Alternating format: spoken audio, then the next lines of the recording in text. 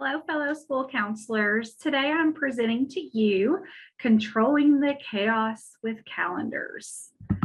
Before we get started, I just want to introduce myself. My name is Amy Pike. I am a school counselor at Paineville Elementary School in Meade County School District. We are the Paineville Mustangs. Go Mustangs!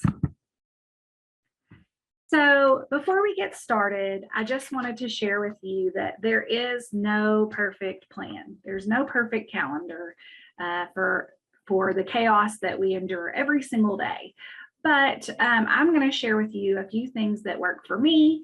And really the purpose of keeping a calendar is to help you feel like you have a little bit of control in the chaotic environments that we work in every single day. Just helps you feel like there's a little bit of order to your world. So the first step when you're thinking about creating a calendar is to think about your big picture. So for your whole entire school year, what are your goals? What are the main things that you want to include in your program? I would encourage you to refer to ASCA's national model and the Kentucky Framework for Best Practices as you come up with these main components of your program. I think that when I try to create the big picture, I oftentimes think, what would my perfect program look like? Knowing well and true that my program is not going to be perfect. It's going to change day to day, week to week, month to month. But I'm always striving to have a program that really does meet as many components that it can. So when I think of the big picture and the program that I'm running right now in this moment, of course, I'm going to include the whole group lessons, small groups, individual counseling, academics, also goal setting. Testing is a big part of my job.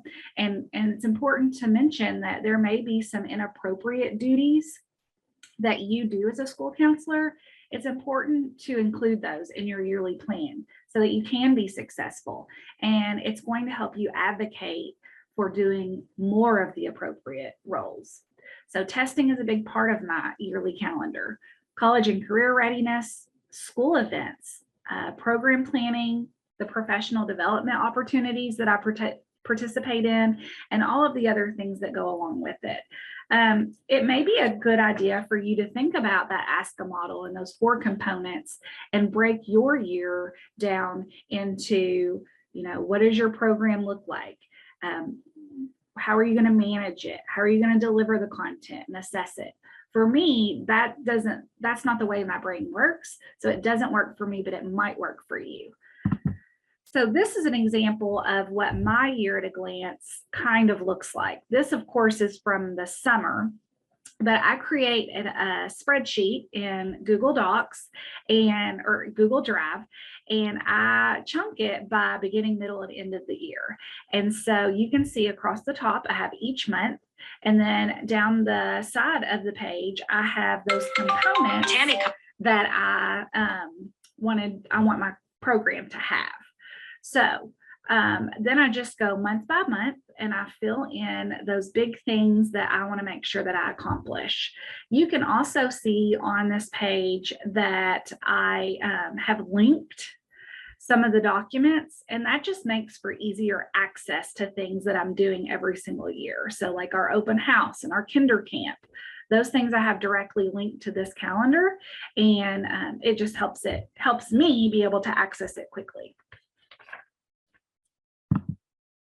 This is another example of a calendar that I found. This is not my calendar, but I like it because it not only divides the program into direct, indirect, and program planning and school support, but it also breaks it down into those smaller components, the core curriculum, the individual planning, which is similar to what I do, but just a different way of organizing it. So like I said, it's what works for you. There's no perfect way.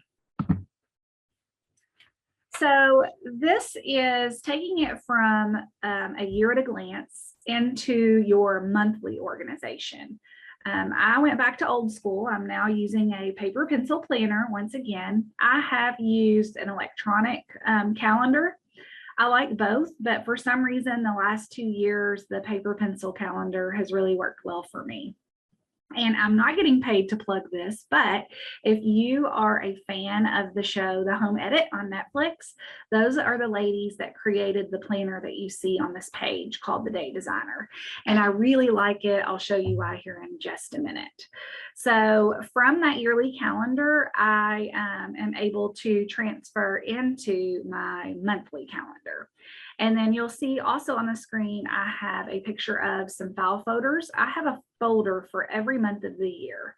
And inside these folders, I put important papers. Maybe it's something that's due that month, or I have a list of things that I did the previous year that I keep in that folder for the following year. This is a great way to keep yourself in check. If you are the 504 coordinator, to help you keep those up to date and make sure you get your meeting notices out on time. I just think these monthly folders help me stay connected with what's going on right now, but also help me plan for what's coming up in the future. And then every week I will go through that monthly folder and I will pull out what's needed for the following week.